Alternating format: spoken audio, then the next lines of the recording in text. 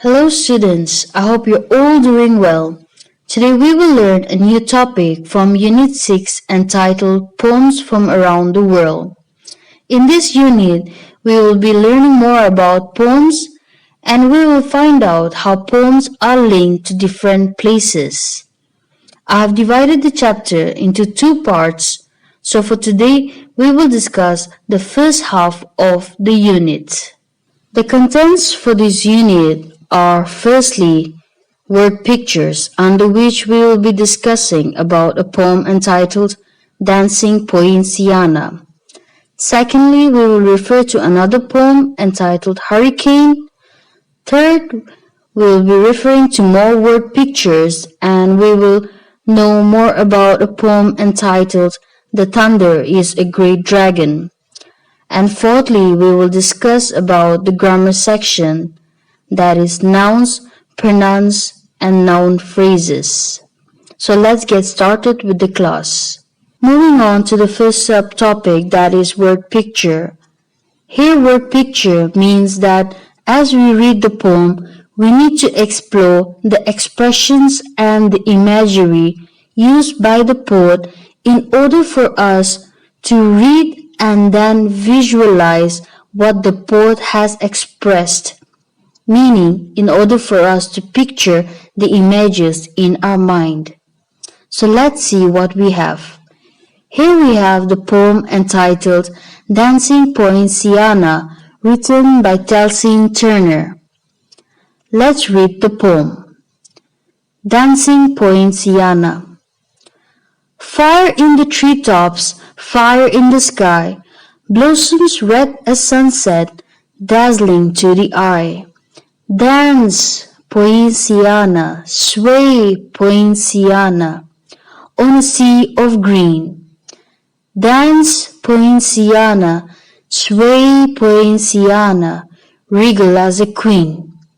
Fire in the treetops, fire in the sky, crimson petals and white, stained with scarlet dye. Dance, Poinciana, sway, Poinciana, on a sea of green. Dance, Poinciana, sway, Poinciana, regal as a queen. Poinciana, mentioned here, is a tree which has many names. It is also known as Royal Poinciana, Flame Tree, or what we commonly know it as Gulmohar Tree. Dancing Poinciana is a poem from the Bahamas. The Royal Poinciana tree blooms all over the Bahamas once per year, beginning in June and lasting till the end of July. It is widely grown in the Caribbean areas. In the first half of the poem, we can see how the poet is describing the vibrant color of the flowers of the poinciana that is set up high above the tree. The flower of a poinciana tree consists of two colors, red along with orange shade. The colors are so vibrant that it appears to look like a blazing fire in the sky or that of a sunset that is of pale orange in colors. The colors are so loud and vibrant that it is dazzling for the onlookers, meaning it is extremely bright and colorful. In the second and fourth stanza, the poet is describing about the poinciana moving when the wind blows, and it appears as if it is dancing slowly backwards and forwards or from one side to the other side.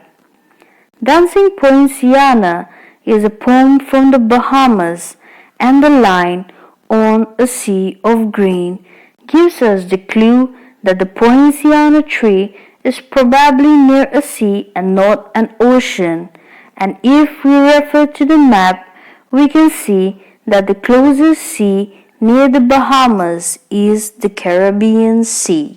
In the third stanza, the poet describes the color of the flower petals of the poinciana tree, which is of crimson, and white color stained with scarlet dye. Here crimson color means bright red in color. It is also considered as the color of fresh blood. The petal consists of white color along with the crimson, and the white part of the petal has little dots around of scarlet color, meaning the color between orange and red, and it appears like the flower has been stained. The other clue in the poem, which shows that the poem is set in the Bahamas, is from the line regal as a queen. Here the poet is referring the tree to be magnificent, impressive, and beautiful, and fit to be deemed as a queen. And here the queen is referred to as Queen Elizabeth II, who is the Queen of the Bahamas as well as the Queen of the United Kingdom. Moving on to another subtopic entitled Hurricane. So now let's read the poem Hurricane, which is written by Dion Brand, who lived in Trinidad as a child. Hurricane. Shut the windows, bolt the doors, big rain coming, climbing up the mountain. Neighbors whisper, dark clouds gather, big rain coming, climbing up the mountain. Gathering the clothesline, pull down the blinds, big wind rising, coming up the mountain. Branches falling, raindrops flying, tree tops swaying, people running, big wind blowing, hurricane on the mountain. The poem expresses about how a huge hurricane is on its way and the people are all getting ready with safety measures to protect themselves from the hurricane. The poem is from the place of Trinidad, which is also one of the southernmost link of the Caribbean Sea. The Caribbean hurricane season usually runs from June to November. Trinidad is usually affected by hurricane and also experience severe storm conditions. The first stanza explains how people are shutting their windows, closing their doors because of the heavy rain that is coming up from towards the mountainside. The second stanza explains how the people in the neighborhood are all whispering and warning one another, running around and talking about how the heavy rain is going to fall. They know so because of the clouds that have all gathered together, and the white clouds have gotten so dark, indicating the sign of heavy rainfall. The third stanza of the poem explains how the people are collecting clothes from the clothesline which they had kept for drying. They are also closing the blinds because of the heavy rain that is approaching from towards the mountain area. Here, blind means like that of a window curtain. The final stanza explains how the heavy wind has caused for the branches to break and fall. Rain has started to pour in, and it seems like the raindrops are flying around. The top of the trees are swaying, meaning moving from side to side. People are all running, trying to take shelter for safety. The approaching hurricane has finally reached the mountain. The signs in the weather, such as dark clouds gather, big wind rising, big rain coming, branches falling, treetops swaying, tells people in the poem that hurricane is coming. By shutting the windows and pulling the blinds, bolting the doors, gathering the clothesline are some of the things that the people are doing to make their houses ready for the hurricane.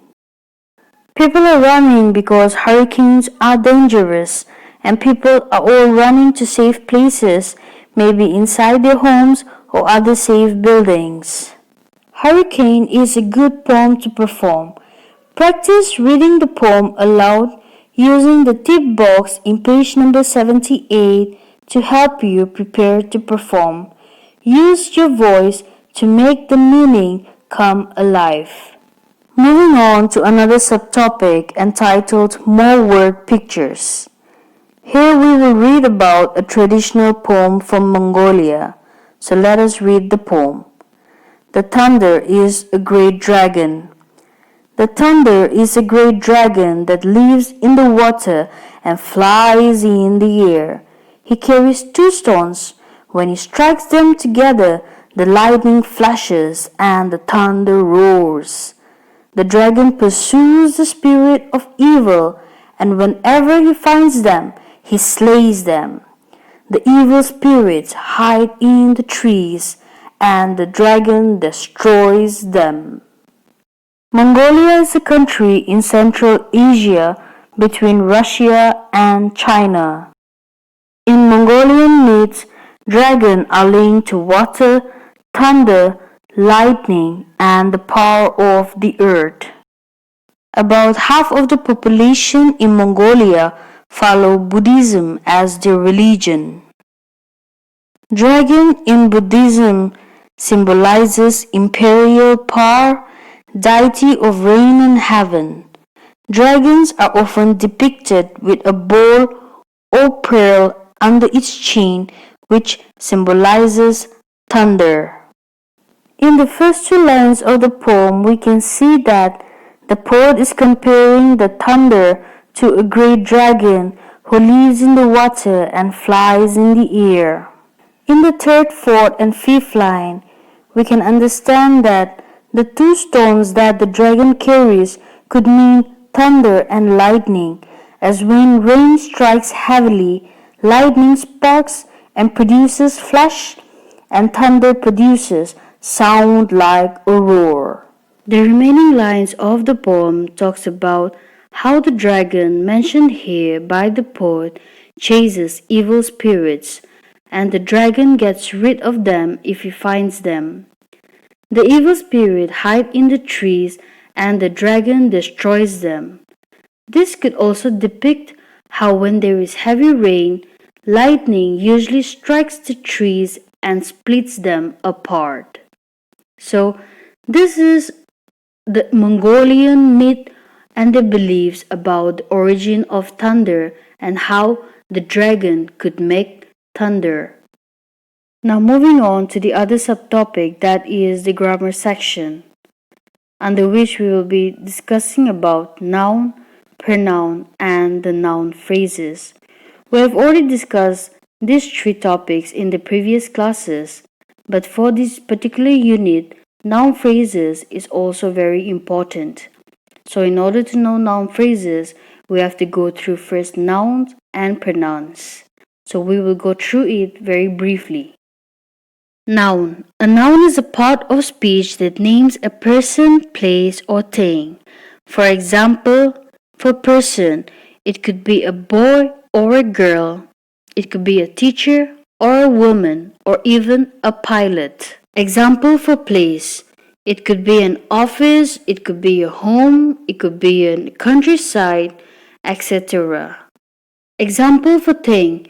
It could be a chair, a banana, or even a dog, etc. Pronouns: I, me, he, she, herself, you, it, that, they, each, few, many, who, whoever, whose, someone, everybody, etc. are the pronouns that we use to take the place of a noun when that particular noun is understood, meaning that the noun has already been named in order to avoid repeating it. For example, Lisa is in the house. Here the noun Lisa is used. So, in order not to repeat Lisa again, we can replace it with a pronoun she. And now the sentence would turn into she is in the house. Another example, the cup is in the shelf. So here the noun cup, in order not to repeat it again, instead of saying cup, we can replace it with the pronoun it. So now the sentence would be, it is in the cupboard. So this is how we replace a noun with a pronoun. Next we have noun phrase. A noun phrase is a group of words which act like a noun and which can be replaced by a pronoun.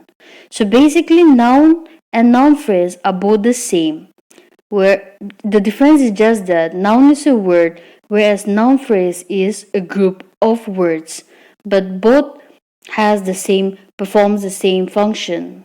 For example, singing in the bath relaxes me. Here the underlined word singing in the bath is a noun phrase because this depicts an idea. So now we can replace this particular noun phrase with a pronoun. So here singing in the bath would be replaced by the pronoun it. So now the sentence would be, it relaxes me. The underlined word it is the pronoun which has replaced the noun phrase. Another example, I know the village people. So the village people is also a noun phrase. So now this noun phrase can be replaced by a pronoun. So here we will be using the pronoun them. So now the sentence would be, I know them. So this is how pronoun replaces noun phrase. With this, we come to an end for today's video. We have covered the first half of the unit, and the other half of the unit will be covered in the next video. Thank you and stay safe.